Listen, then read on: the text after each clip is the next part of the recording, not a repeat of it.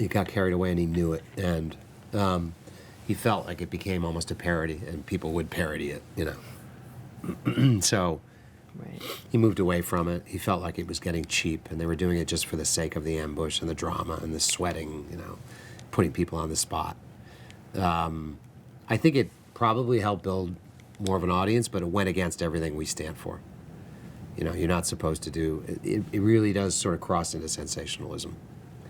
And you know, there were some critical pieces that were prominent written about it, and I think he just got embarrassed by it, and he stopped.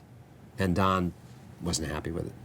So Wasn't happy with the ambush. no, so they realized that. Look at this great talent. I mean, you know, I think about Hewitt and Wallace, and then Morley as the kind of Lennon and McCartney and George Harrison. I mean, you know, they each had such a big impact on the big picture and the quality of the broadcast. Well, Mike brought, if you look at his old show Night Beat, that's what he brought. You know, Don had originally thought Harry Reasoner will be the anchor of 60 Minutes.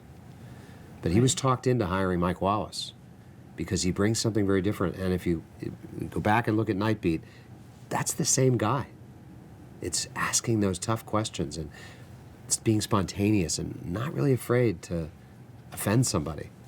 You know, I'm going to ask you because I'm trying to get at the truth. So I'm going to ask you a tough question. And I think that they realized later on, that's enough. You don't need to go ambush people all the time. Now, not to say that the ambush isn't a valuable tool. We have to do it.